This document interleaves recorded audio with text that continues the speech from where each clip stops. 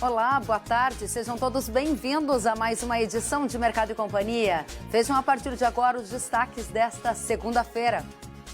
China habilita 25 novas unidades frigoríficas para exportação de carnes. E com previsão de tempo seco, produtores do Paraná adiam o plantio programado para iniciar amanhã no estado. Em Mato Grosso, incêndio destrói lavoura de algodão e deixa prejuízos milionários. Ministro da Economia prepara pacote de incentivo à geração de empregos. Negociação de fertilizantes para a safra de soja está quase finalizada, mas Rio Grande do Sul registra atraso nas compras, é o que aponta um levantamento do CPEA. Você vai ver tudo isso e muito mais a partir de agora. O Mercado e Companhia já está no ar. A China habilitou 25 novas plantas brasileiras de carne para exportar à China. A informação foi confirmada hoje pelo Ministério da Agricultura. Dos 25 novos frigoríficos habilitados a exportar para a China, 17 são de bovinos, 6 de frango, uma de suínos e uma de asininos. Com isso, o país, que antes tinha 64 plantas habilitadas a exportar para o gigante asiático, passa a ter 89. O Ministério da Agricultura brasileiro recebeu hoje o comunicado oficial da Administração Geral da Aduana da China sobre as habilitações. De acordo com o Ministério, as plantas já estão autorizadas a embarcar. As novas plantas eram aguardadas pelo mercado brasileiro, já que nos últimos meses a China vinha fazendo inspeções em unidades do país, chegando até a adotar a videoconferência, método que ainda não havia sido utilizado. O gigante asiático tem forte demanda por proteína animal em decorrência da peste suína africana, que vem devastando plantéis locais e causando falta de oferta. Para você saber quais são as plantas frigoríficas que agora estão habilitadas a exportar para a China, é só acessar o site do Canal Rural. O endereço aparece aí na tela, canalrural.com.br. Não deixe de acompanhar. E o analista de mercado da Radar Investimentos, Leandro Bovo, conversa conosco agora para projetar o impacto da abertura dessas novas plantas frigoríficas, da habilitação dessas novas plantas no mercado de carnes aqui do Brasil. Qual o efeito que isso tem na formação de preços? Como o mercado reage? Qual a sua expectativa, Leandro Bovo? Boa tarde. Boa tarde, Kellen. Na verdade, essa notícia já era há muito tempo aguardada pelo setor, mas ninguém tinha muita transparência de quando isso poderia acontecer, né? A expectativa era que tivesse acontecido já há pelo menos uns 60 dias atrás, e houve alguns problemas burocráticos, mas enfim, o importante é que agora foi anunciada essa notícia para o setor de bovinos. Ela é muito importante, ela é muito positiva, porque basicamente ela tem o potencial de mais do que dobrar o potencial de carne que a gente pode exportar para a China, né? Se você imaginar que a China hoje, se você somar China e Hong Kong, eles levam aproximadamente aí 45% do que a gente exporta, e esse percentual vai dobrar, isso aí é uma notícia muito positiva para o setor. A gente já estava aguardando já há muito tempo, e que bom que veio agora, né? Antes tarde do que nunca. Agora, os preços hoje no mercado já reagem a esse potencial de incremento de demanda, Bovo? No mercado futuro a reação foi imediata, né? O mercado já abriu em alta, já subiu aí, o outubro está saindo agora a 161,40, novembro 163,40 e dezembro 164,50, né? Então o reflexo no mercado futuro é imediato, obviamente que é muito mais rápido do que no mercado físico, mas a gente acredita que essa boa notícia vai se espalhar para o mercado físico também. A gente deve ver preços maiores aí à medida que esses novos frigoríficos habilitados para a China vão sair para buscar o chamado boi China, né, que são animais abaixo de 30 meses, vai aumentar a disputa por esses animais e, obviamente, isso vai se refletir nos preços. Agora, esses frigoríficos já estão habilitados, esses estabelecimentos, a fazer o embarque imediato, ou seja, o segundo semestre ganhou um estímulo bastante importante para a formação de preços na economia brasileira. Exatamente. Pelas informações que a gente tem do Ministério, a liberação para exportação já é imediata, ou seja, os novos frigoríficos já vão sair atrás dos animais que são habilitados à exportação para a China, que basicamente são machos abaixo de 30 meses, né? E isso aí, com certeza, vai ter reflexo positivo para todos. Quem está com boi para vender agora no mercado, com certeza vai pedir um pouquinho mais, e a indústria, por sua vez, se for habilitada para a China, vai ter condição de pagar esse valor a mais, e isso aí configura uma notícia positiva e uma dinâmica de mercado em alta, que já vinha acontecendo por conta da entre-safra. Esse é um fator a mais para colocar lenha nessa fogueira.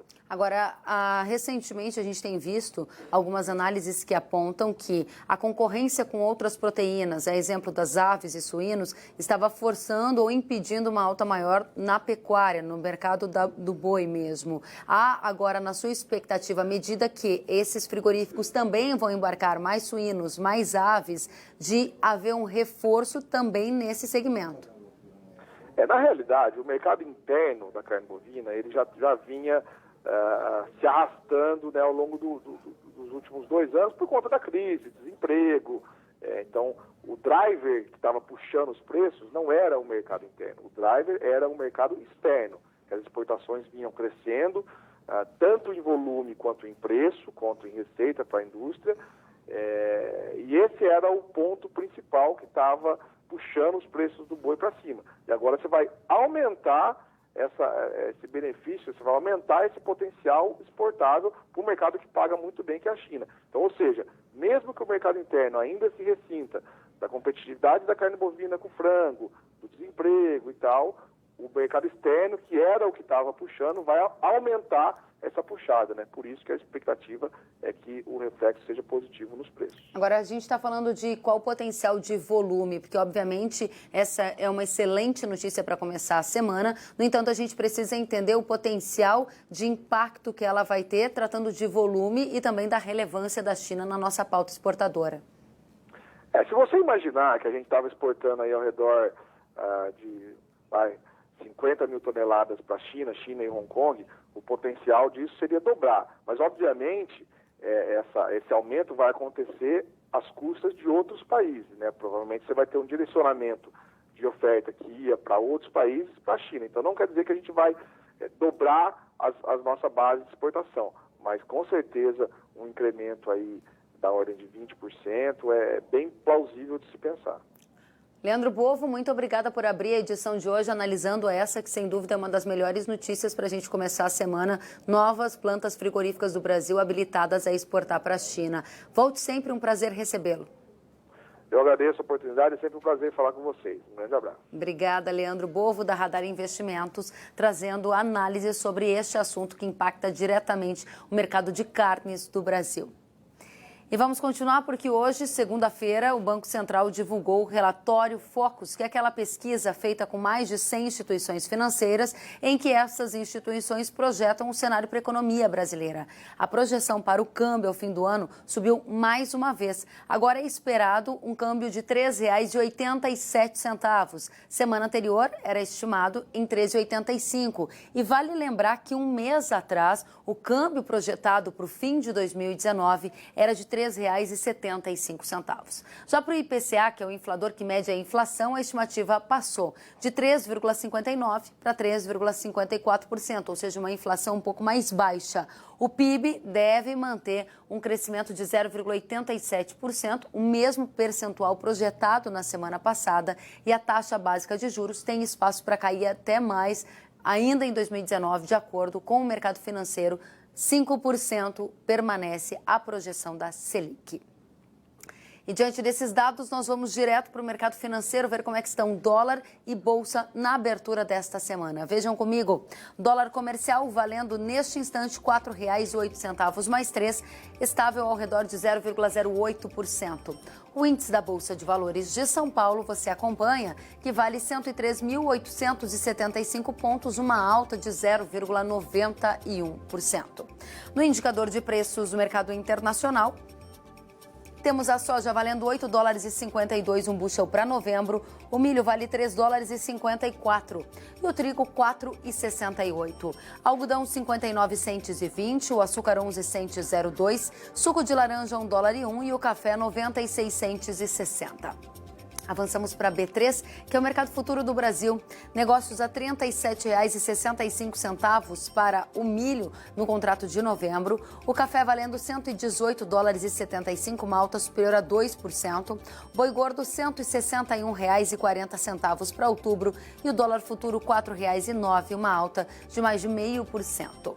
Avançamos para o indicador de preços do CPEA-Exalc, mercado físico brasileiro. O boi gordo na média de São Paulo, último preço, ainda da sexta-feira, que dá o tom para os negócios de hoje, R$ 155,55. O café arábica R$ 416,63. A soja base Paraná, R$ 79,63. O milho base Campinas, R$ 36,05. O algodão a libra peso, R$ 2,44. E o açúcar cristal, R$ 59,88. A seguir, tem mais. Você vai ver que com a previsão de tempo seco, produtores do Paraná adiam o plantio programado para iniciar amanhã no estado. E em Primavera do Leste, lá em Mato Grosso, o fogo destruiu a produção de algodão e atingiu pelo menos 7 fazendas. O prejuízo, claro, foi milionário. A gente traz tudo isso em detalhes depois do intervalo. Eu espero você.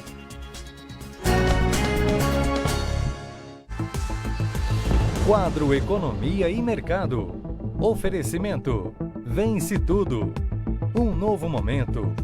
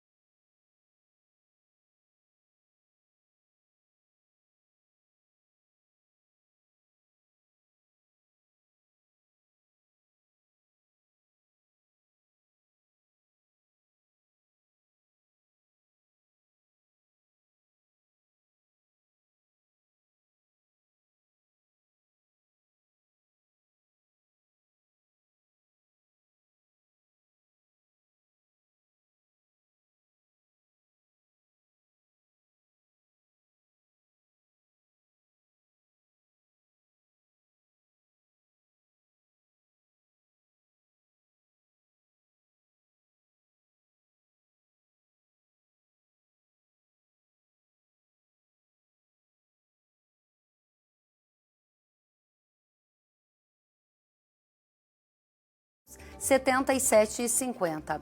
Avançamos um pouco mais, negócios para safra nos portos, Paranaguá valendo 85, Porto de Rio Grande 85,50 e Porto de Santos 85,50. Para entrega futura, vejam só, 81,50 fevereiro de 2020. Porto de Rio Grande, junho de 2020, R$ 83,00. E Porto de Santos, março de 2020, R$ 81,50.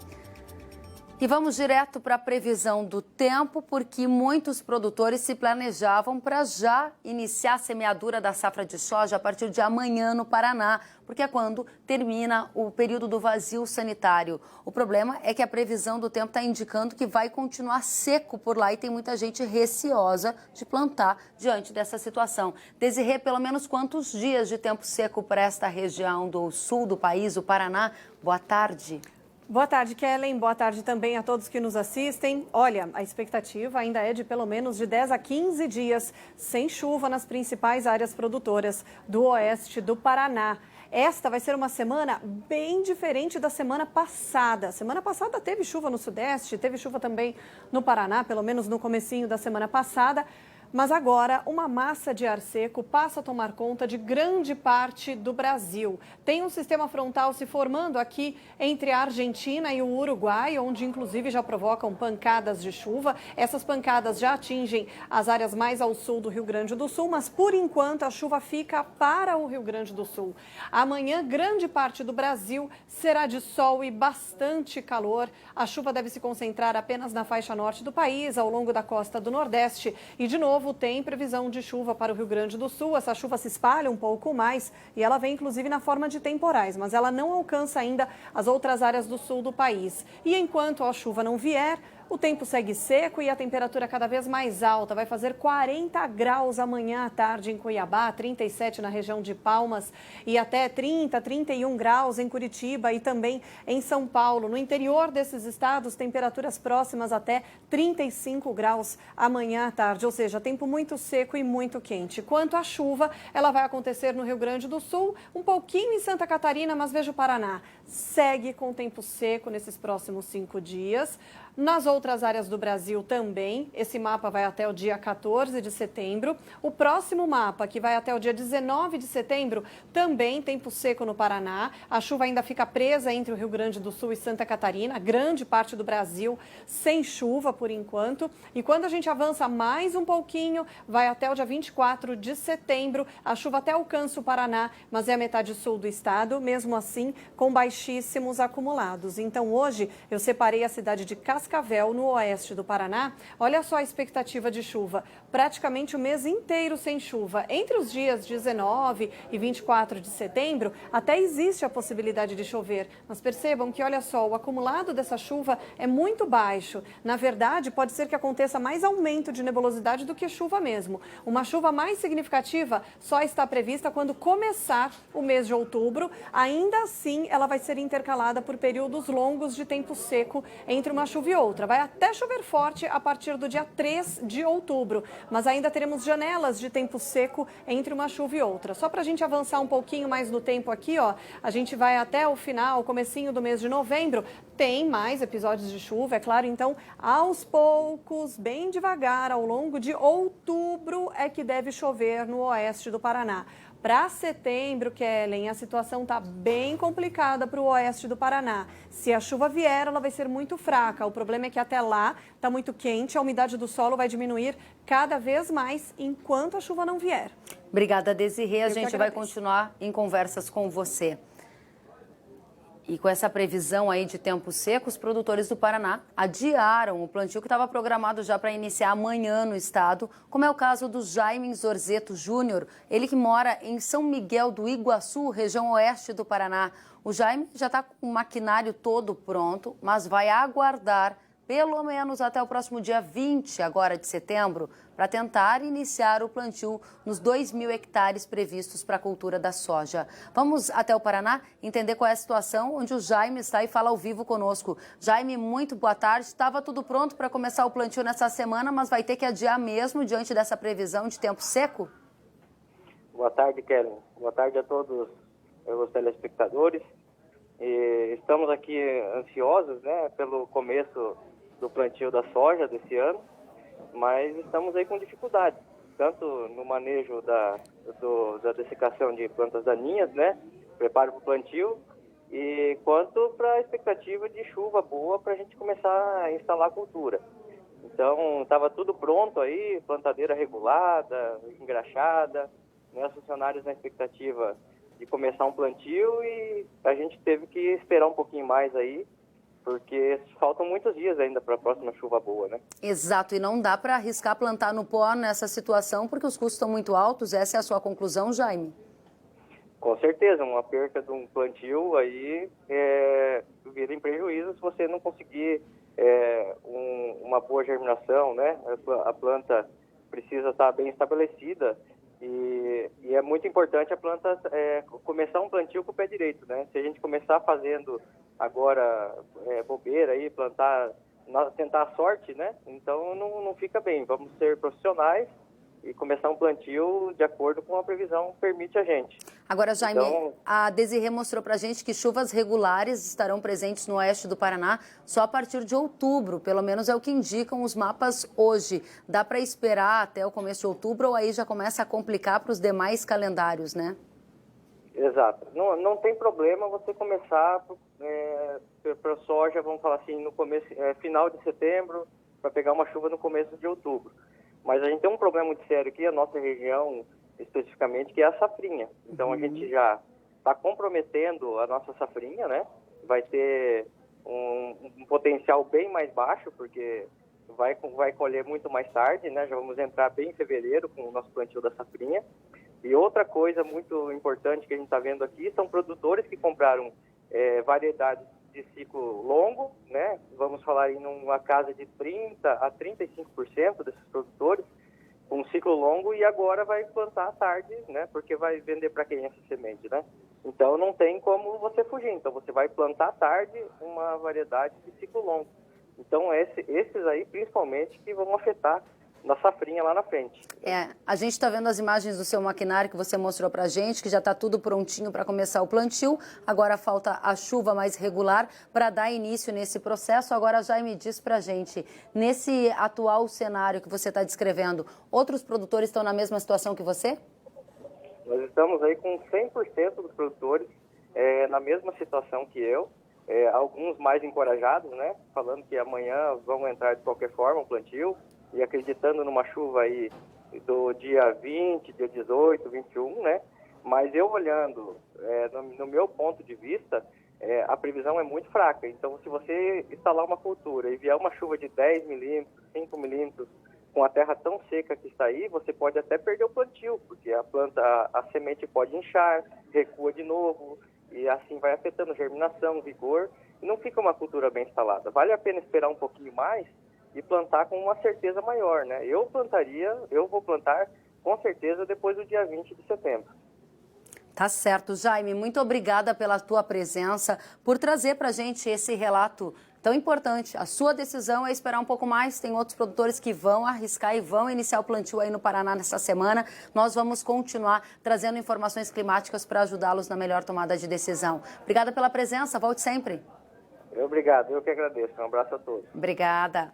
Bom, e nesse momento, né, de expectativa com o clima, a gente quer saber quando você pretende iniciar o plantio na sua região. E também diga pra gente se você quer saber como vai ficar o clima aí onde você mora. Ao longo dessa semana, a gente vai começar a trazer mais e mais informações no Superclima também para te ajudar a tomar a melhor decisão de plantio com base nas informações meteorológicas. Quer participar? 11 98524 0073. Não deixe de nos escrever. Mercado e Companhia já está em ritmo da safra 19 e 20 com todas as informações para você. Agora, você que prestou atenção na meteorologia, viu que a Desirê chamou atenção por uma previsão de 40 graus de temperatura na região de Mato Grosso. O tempo está seco, está quente. E o fim de semana foi de prejuízo para agricultores de Primavera do Leste, lá em Mato Grosso. Um incêndio de grandes proporções atingiu pelo menos 7 fazendas, destruiu o algodão recém-colhido de uma das propriedades e até um trator que ajudava ali no combate do fogo ficou todo queimado. Vamos até Cuiabá, onde está o Luiz Patrone, que conta pra gente como esse incêndio começou e qual o tamanho, qual o o total das perdas vistas por aí, hein? Boa tarde. Boa tarde, Keren. Boa tarde a todos. Olha, exatamente isso que você disse. Muito calor aqui em Mato Grosso. A gente tem a sensação, muitas vezes, de que o ar está queimando nossa pele de tão quente. Fim de semana foi acima dos 40 graus aqui em Cuiabá e assim também em outras regiões aqui do estado, a exemplo do que aconteceu em Primavera do Leste. A gente tem algumas imagens feitas por produtores ali da região que vão dar a dimensão do que aconteceu. O incêndio começou, segundo produtores, num curto-circuito na rede elétrica de uma granja próxima a essas propriedades que a gente está vendo agora. E rapidamente se espalhou, foi no fim da manhã esse incêndio no sábado, no dia 7, no sábado, ventava muito e um calor muito intenso, isso fez com que as chamas se espalhassem. A gente está vendo aí as imagens dos fardos de algodão recém-colhidos da propriedade do Grupo Nativas, né, do produtor Canísio Froelich, que conversou com o repórter Pedro Silvestre no fim de semana, explicando o prejuízo que ele tomou. A gente está vendo a quantidade de fardos, né, cada fardo desse tem 2.350 quilos de algodão ainda em caroço, né, tá ali no campo, e foram 254 fardos desse incendiados, 254, ou seja, grande parte da produção da propriedade foi consumida pelas chamas desse incêndio, que, como você disse, Keren, espalhou-se rapidamente, atingiu pelo menos 7 propriedades ali. A gente vê que o algodão ali estava já queimado, né, e não vê muito fogo na parte do campo, justamente porque é uma área de algodão recém-colhida, então fica já limpa também, então ele não propaga com tanta velocidade, com chamas tão altas quanto, por exemplo, na palhada de milho. Mas a gente vai ver a situação do proprietário vizinho, que foi tentar socorrer ali as fazendas, né, tentar abrir aceiros ali, cortar o fogo. E olha o que aconteceu com a máquina, o trator que estava nessa campanha para justamente tentar minimizar o estrago. Olha como ficou o trator do produtor Fernando Fabres ali também. Ele disse que o prejuízo ali foi em torno de R$150 mil com esse trator, um prejuízo, segundo ele, pequeno diante do proprietário que a gente mostrou há pouco, né, do algodão, que ali o prejuízo, Kellen, pode chegar facilmente aos R$2 milhões, passa de R$1.600.000, pode chegar próximo a R$2 milhões. 7 propriedades atingidas pelo menos, não há ainda uma área total estimada pelos produtores, falam-se em torno de 800 hectares, um pouco mais que isso, mas com certeza muita preocupação e prejuízos para esses produtores, né? Mais uma vez, um fogo que começou num curto-circuito na rede elétrica. Só para a gente fechar, esse fim de semana foi de muitos incidentes como esse aqui em Mato Grosso. Teve focos de calor em Manso, né? Lago de Manso, aqui próximo a Cuiabá, Chapada dos Guimarães queimando muito, também no município de Vera, uma situação muito preocupante, atingindo propriedades rurais, né? Fazendas, chegando próximo à cidade, até queimando alguns barracões, algumas propriedades na cidade, e também uma área de preservação ali em Nobres, ou seja, o calor intenso propiciando que as queimadas avancem muito aqui em Mato Grosso e gerando prejuízos e preocupação para os produtores e também, é claro, para o pessoal da cidade. Querem? Já mostrou que a previsão ainda continua de tempo seco, né, Luiz Patroni? Então, realmente, a gente espera que essa umidade volte aí para o Centro-Oeste logo. Obrigada. Daqui a pouco você traz mais informações para a gente direto do Centro-Oeste do país. E vamos agora aos preços do milho. Mercado disponível, o levantamento feito pela consultoria Safras e Mercado mostra R$ 39,00 por saca, Paraná R$ 33,00, Campinas R$ 37,50 e Mato Grosso R$ 25,00. Nos portos temos ainda os preços de Santos R$ 36,00, Paranaguá R$ 36,00. Avançamos para a entrega lá na frente, entrega futura, outubro R$ 35,50, outubro para Paranaguá R$ 35,50. E a seguir tem mais. Você vai ver que a equipe econômica do ministro Paulo Guedes está preparando um pacote de incentivos à geração de empregos no Brasil. E você vai ver também que a negociação de fertilizantes para a safra de soja está praticamente finalizada no Brasil. Mas o Rio Grande do Sul está registrando atraso nas compras, de acordo com o levantamento do CPEA. Os detalhes depois do intervalo. Eu espero você.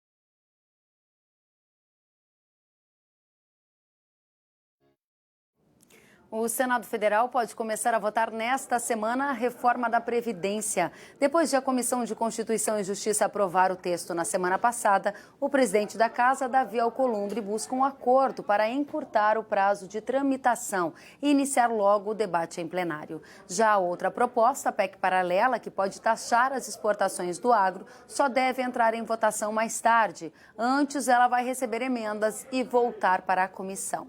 Vamos até Brasília conversar com o Rafael Wallendorf, que tem os detalhes. Primeiro, Rafael, boa tarde. Diga pra gente, há uma expectativa do texto da reforma da Previdência avançar mesmo essa semana no Senado, não é?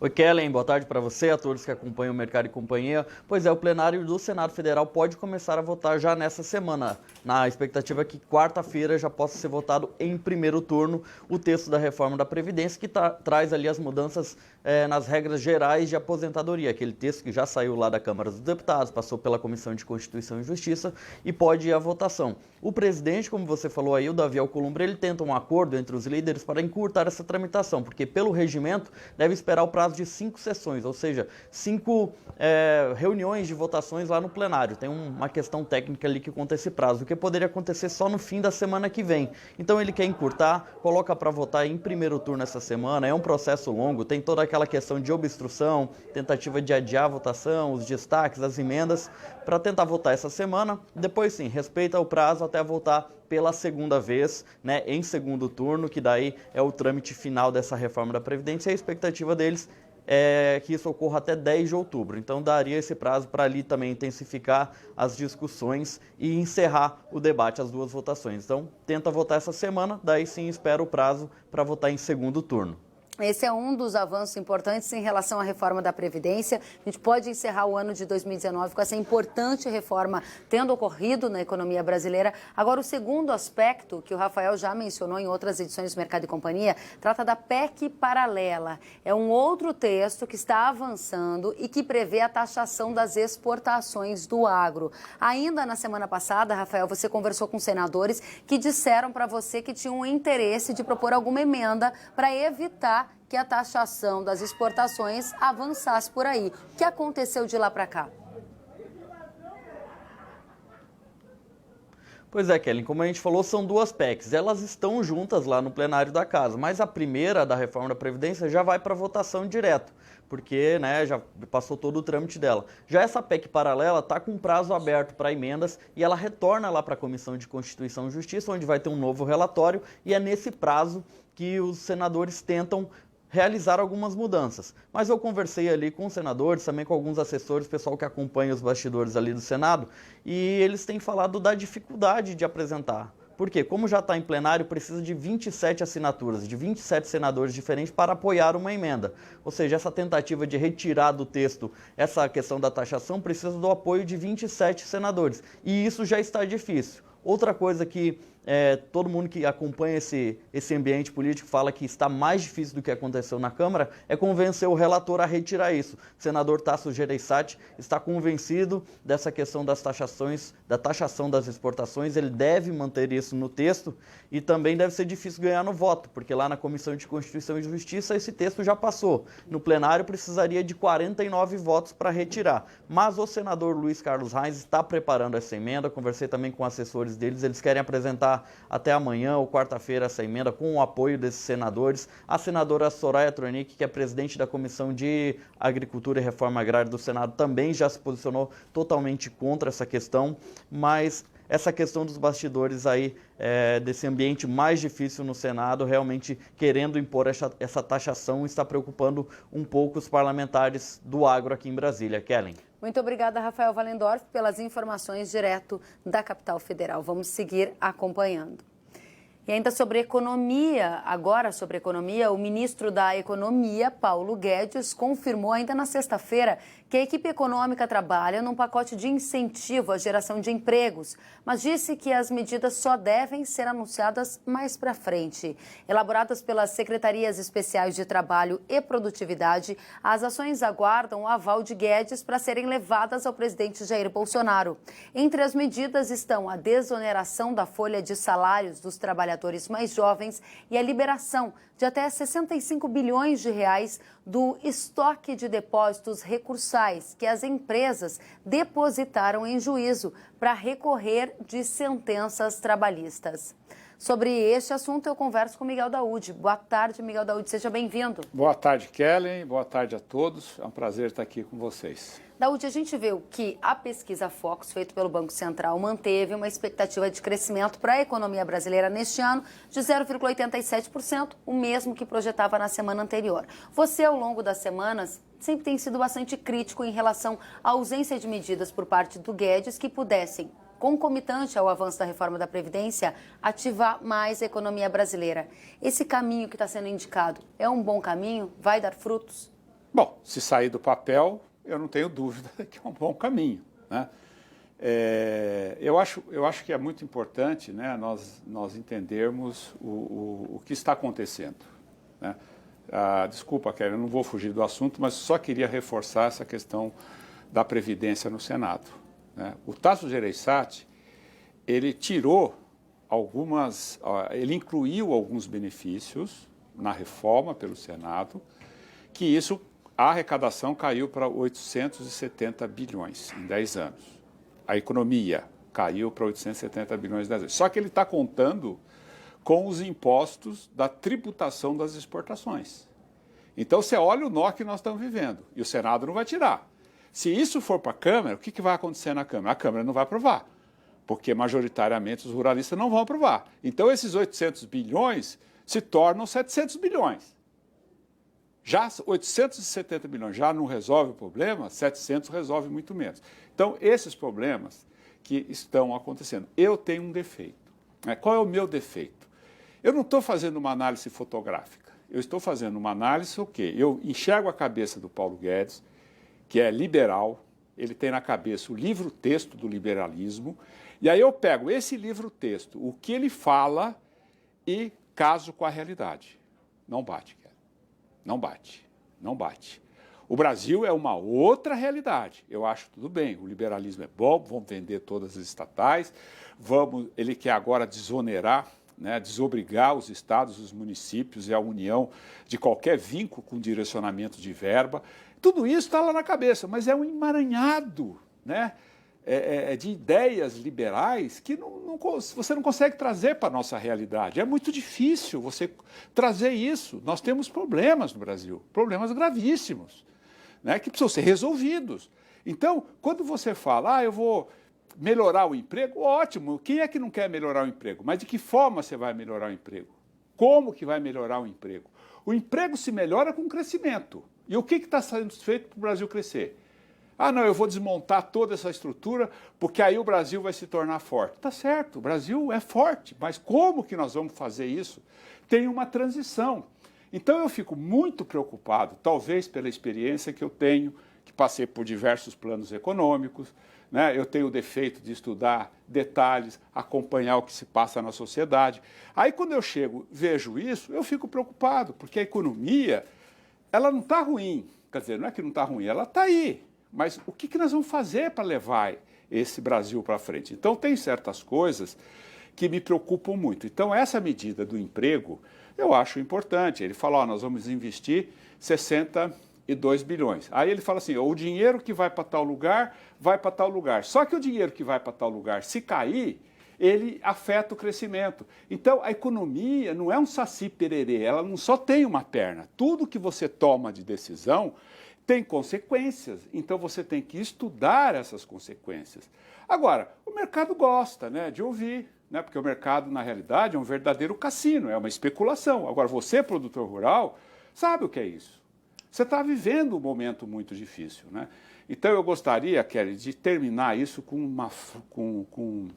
um momento em que existe, né, na economia mundial, que eu já disse isso aqui, vou repetir, que fala do cavalo do inglês. Essa eu falo para o Paulo Guedes. Tinha um inglês, ministro, que ele tinha um cavalo, e ele achava que esse cavalo estava gastando muito com comida. Aí ele começou, diariamente, diminuir a comida do cavalo. Até que, semanalmente, o cavalo não comia mais. Ele estava feliz da vida porque ele não estava gastando. né? Porque na cabeça dele ele tinha que reduzir a despesa. Só que no momento o cavalo morreu. Ele falou, pô, agora que estava indo bem, que eu estava economizando, o cavalo morreu. Então, ministro, nós não podemos deixar a nossa economia morrer. E a economia morre quando não tem investimento. E nós não temos investimento. Eu não sei como é que o senhor vai fazer. O senhor tem aí todas as informações, eu respeito muito a sua posição, mas antes de tudo isso, eu defendo a minha pátria. E a minha pátria não pode passar por esses dissabores que nós estamos passando, com desemprego e endividamento. Obrigada, Miguel Daúde. O vice-presidente general Hamilton Mourão assumiu o exercício da presidência a partir de hoje, pelo prazo de 5 dias. O presidente Jair Bolsonaro passou ontem por cirurgia para a correção da hérnia que se formou no abdômen. Foi a 4ª cirurgia a qual o presidente foi submetido desde a facada sofrida por ele durante a campanha eleitoral de 2018. Há pouco, o porta-voz da Presidência da República, general Reco Barros, afirmou que o presidente se encontra estável e que tem boa avaliação clínica. Bolsonaro deve ficar no hospital de 5 a 6 dias e só vai poder viajar entre 1 semana e 10 dias. Vamos aos preços da soja e do milho, do trigo lá na Bolsa de Chicago e também do milho aqui na B3. O preço de março está em 8,85 por bushel, tem uma queda de 50 centes nesse momento. Na Bolsa de Chicago, vejam só, o milho é negociado com queda, o preço mais alto também é do contrato mais longo, valendo $3,77 um bushel para maio. Avançamos ainda para a B3, mercado futuro do Brasil, R$ 39,30 o contrato de maio, preço mais alto no R$ 37,70 por saca no contrato de novembro. E o trigo negociado na Bolsa de Chicago, com alta superior a 8 centes, valendo $4,72 para dezembro de 2019. A gente está perguntando para você quando você pretende iniciar o plantio da sua safra de soja aí na sua região, está de olho no clima, está de olho nas outras informações, está tomando uma decisão. Vamos ver o que o nosso telespectador nos disse? Direto de Figueirópolis, Tocantins, o Rafael Damiani disse que é a primeira semana de novembro, mas o clima que vai de fato definir o início do plantio por aqui. Rafael, direto de Tocantins, obrigada. E direto de Goiás, de Piracanjuba, o Paulo Roberto disse que só vai iniciar o plantio quando tiver com umidade suficiente, pois os custos estão muito altos e não é razoável arriscar. Paulo, obrigada pela presença, direto de Goiás. E de Maringá, no Paraná, o Alessandro Oliveira disse que pretende começar a plantar em outubro, depois de uma boa chuva. Em Maringá, no começo da semana passada, choveu 40 milímetros, mas voltou agora a ficar bem seco. Alessandro, obrigada pela presença, direto de Maringá. Vocês que nos acompanham, aproveitem para escrever para a gente respondendo essa pergunta que está aí na tela. E daqui a pouco a gente continua a nossa conversa, tá ok? É o preço do café e a situação das lavouras, porque no Cerrado Mineiro o alto índice de desfolhamento deve comprometer o potencial produtivo da safra de café 2020. Essa informação é da cooperativa Monticer. A gente conversou com eles e traz os detalhes a seguir. Eu te espero.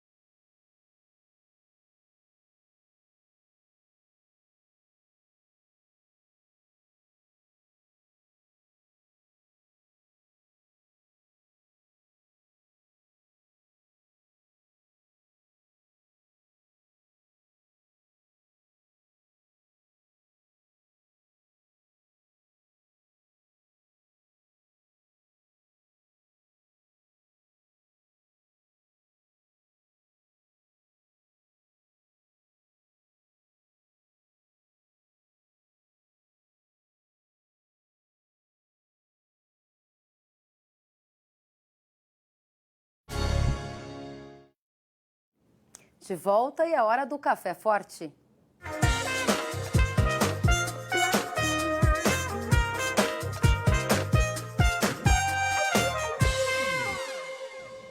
O nosso foco hoje está no Cerrado Mineiro. Por lá, o alto índice de desfolhamento deve comprometer o potencial produtivo do café na safra de 2020. As informações são da cooperativa Montecer. O Mercado e Companhia conversou com o presidente da cooperativa, o Sérgio, que enviou essas informações para a gente. Vejam só. Nós estamos verificando na nossa região aqui, finalizando a safra 2019, e nós tivemos uma quebra em torno de 10%. Isso é unânime em torno da nossa cooperativa, que são 7 cooperativas filiadas à Federação dos Cafeicultores. Outra coisa que está acontecendo é um alto desfolhamento das lavouras de café, que vai diminuir significativamente o potencial produtivo para a safra de 2020. Duas razões: a alta temperatura em janeiro e fevereiro e também o frio, que causou essa desfolha e realmente está nos surpreendendo pelo alto desfolhamento das lavouras de café. Então, com isso, aquela grande safra que nós esperávamos para 2020 não tem mais esse potencial para se repetir como foi 18. Outra coisa que nós temos que ficar atento também é que as lavouras derrubaram muito café no chão e nós estamos tendo um alto índice de varreção. Com isso, diminuindo a qualidade e o produtor ainda tendo uma menor renda. Então, é bastante preocupante para o setor, porque a cafeicultura vem sofrendo com os preços muito baixos. É realmente uma preocupação, além das questões agronômicas, o preço, né? Obrigado, Sérgio, e todos do Cerrado Mineiro pela audiência aqui no Mercado e Companhia. Vamos então ver como estão os preços nesse início de semana? Na Bolsa de Nova York vale 97,55 a libra peso, o março vale $1, maio $1,03 e o julho $1,05. Alta em todos os vencimentos hoje. Na B3, que é o mercado futuro do Brasil, 1,93% de ganhos, 118,60 uma saca e 123,15 uma saca para março, alta superior a 2%. Mercado físico brasileiro, você observa aqui, R$ 410 no sul de Minas, 415 no Cerrado, 300 o melhor negócio lá na Zona da Mata e 280 em Vitória e Espírito Santo. Esses são dados das safras em mercado. A negociação dos fertilizantes para a safra de soja, que vai começar a ser semeada aqui no Brasil, está praticamente finalizada, de acordo com o levantamento do CPEA. O Rio Grande do Sul é o estado que está mais atrasado nas compras em relação à mesma época também do que a gente via no ano passado. Vamos dar uma olhadinha nesses dados? Vejam aqui comigo na tela os dados separados pelo CPEA. Acompanhem.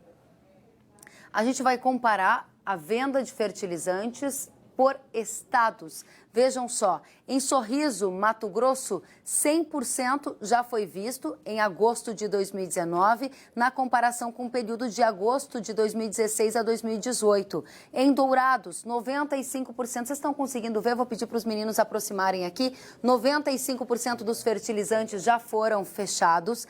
Cascavel, Paraná, que está pronto para começar a semeadura, já fechou 100%. Avançamos para Rio Verde, também já fechou 80% do pacote. E o que chama atenção é o Rio Grande do Sul, que tradicionalmente vai um pouquinho mais tarde na hora de comprar esse fertilizante, só que agora está com 62,5% fechado. Em relação ao período anterior, agosto dos anos anteriores, já tinha mais de 70% fechado.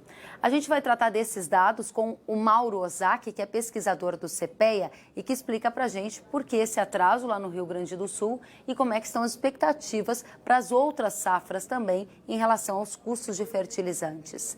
Mauro Ozaki, boa tarde, seja bem-vindo. Boa tarde, tudo bom? Diga pra gente, te preocupa esse atraso nas compras do Rio Grande do Sul? Não, a preocupação ainda está dentro da média, não é uma preocupação tão grande que devemos ficar alerta, né? A negociação está muito próxima dos valores dos anos anteriores. Claro que em valores percentuais um pouco menor, mas ainda está dentro de uma média aceitável aí para o período, né? Agora, Mauro, por que esse produtor está demorando um pouquinho mais para comprar? Tem a ver com o dólar mais alto que puxou o custo do fertilizante? tem a ver com uma alta geral do custo de produção, não somente fertilizantes, mas outros itens que tenham o dólar indexado, a exemplo dos defensivos agrícolas, além do fertilizante que você já mencionou anteriormente, e outros fatores, por exemplo, o frete, alguns outros fatores que vêm elevando o custo de produção na região do Rio Grande do Sul, em especial Passo Fundo, Carazinho, na região. Essas demais regiões do país que você mostrou para a gente no gráfico, regiões de Mato Grosso do Sul, de Mato Grosso, de Goiás, que praticamente já fecharam a compra dos fertilizantes para a próxima safra agora de soja, elas tiveram um incremento de custo? Sim, de forma geral, todo o Brasil ela teve uma elevação do custo de produção. Isso varia de região para região, mas podemos trabalhar uma variação entre 5% até 8%. É uma variação percentual que nós temos no custo operacional efetivo. Então, essa elevação do custo, valor nominal, é um dos maior valor que nós temos nominais aí nos últimos 10 anos, o que traz bastante preocupação para essa safra 19/20. Maior aumento de custo nominal, ou seja, levando em consideração o ajuste da inflação, pelo menos 10 anos? Contrário, sem considerar o ajuste da inflação, né? Exato. Isso. Então, isso daí faz com que o valor nominal, esse valor podemos falar que é maior dessa década. E isso puxado prioritariamente por fertilizantes? Fertilizantes, defensivos, frete, rodoviários, que nós tivemos aí agora com essa fixação dos valores. Então, isso daí deu uma bagunçada no mercado de forma geral. Então, elevou de forma generalizada os preços, né, no campo, e isso traz um pouquinho de preocupação para a próxima safra. Então, maior valor nominal no aumento de custos em pelo menos uma década, de acordo com o levantamento feito pelo CPEA, puxado por defensivos, fertilizantes, frete. E a questão é, se no passado a gente vai precisar, agora no futuro, de quantas sacas a mais para pelo menos empatar no negócio? Sim, nós temos aí uma média aí de 3 a 5 sacos, dependendo da região, uma elevação grande, né, para o produtor. Além disso, nós temos aí bastante produtor com contrato bastante elevado do custo do arrendamento, e também isso preocupa mais ainda esses produtores que têm área arrendada. Ou seja, uma das safras mais caras vai exigir pelo menos de 3 a 5 sacas a mais para gerar uma possibilidade de renda. Vai ter que ter uma produtividade e um plantio feito também na hora correta. Não dá para errar, né, Mauro? Obrigada pela presença, viu? Ótimo. E obrigada, desculpa te interromper, tempo de TV é mais curtinho mesmo. Volte sempre, Mauro Ozaki, pesquisador do CPEA, trazendo uma informação que chega a ser assustadora, né? Um dos maiores aumentos de custo em uma década.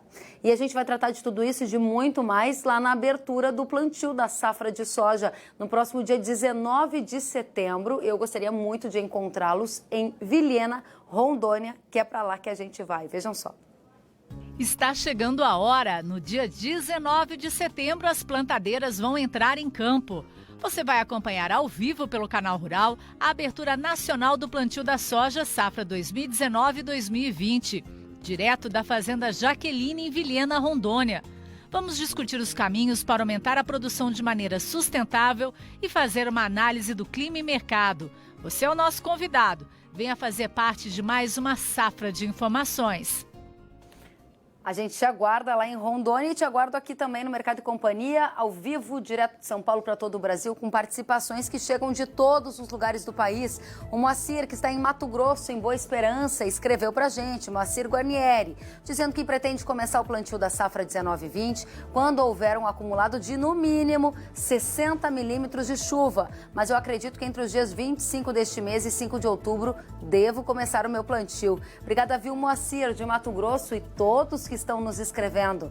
A seguir, a gente segue com mais informações. Você vai ver que o custo dos insumos para a segunda safra de milho lá de 2020 já saltou a mais de 10% em Mato Grosso. O levantamento feito pelo IMEA, a gente vai saber o que está acontecendo com os custos no estado depois do intervalo. Eu espero você. No dia 19 de setembro, tem a abertura nacional do plantio da soja, direto da Fazenda Jaqueline, em Vilhena, Rondônia. Vamos falar sobre os caminhos para produzir com mais sustentabilidade e as análises sobre clima, mercado e política. A transmissão ao vivo você acompanha pelo Canal Rural a partir das 9 da manhã. Realização: AproSoja e Canal Rural.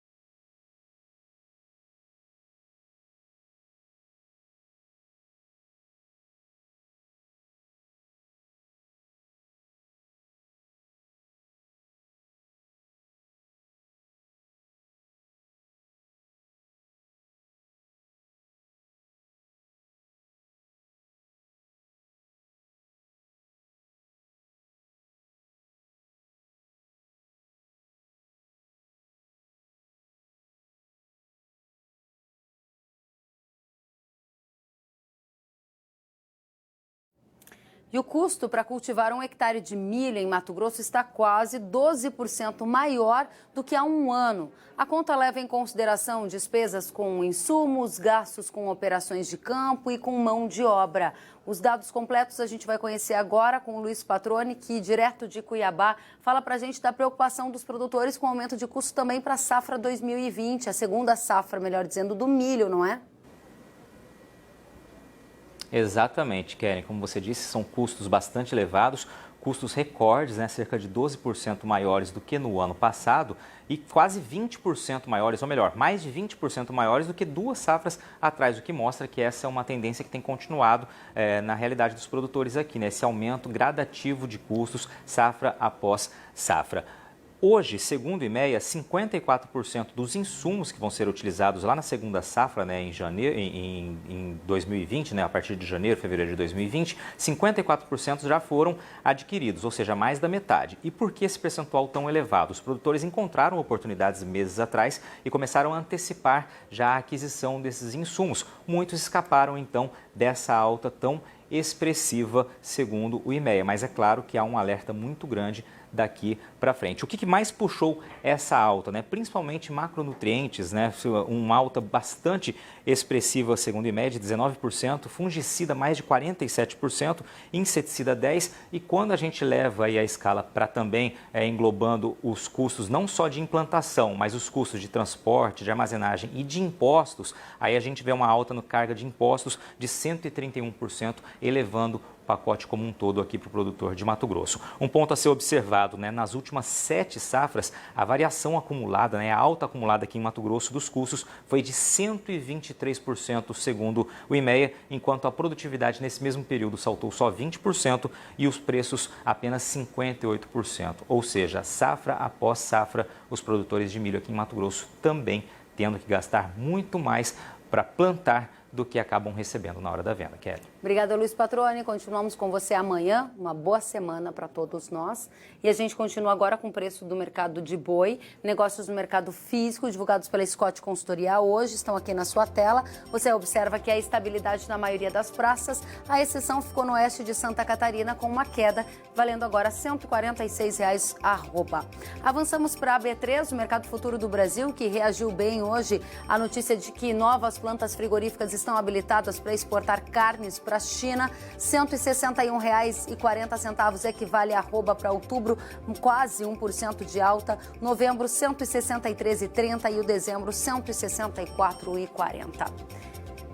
E sobre as novas plantas que estão habilitadas a exportar para a China, a Associação Brasileira de Proteína Animal, a ABPA, disse que recebeu com otimismo a informação sobre as plantas de aves e suínos que agora estão habilitadas. A China é o principal destino das exportações de aves e suínos do Brasil e, de acordo com dados da ABPA, entre janeiro e agosto, o país asiático importou 348,2 mil toneladas de carne de frango, volume 19% superior ao registrado no mesmo período do ano passado. E a gente continua, claro, tratando deste assunto na edição de amanhã. Por hoje, a gente fica por aqui. Desejo uma excelente semana. Muito obrigada pela companhia e até amanhã. Tchau, tchau.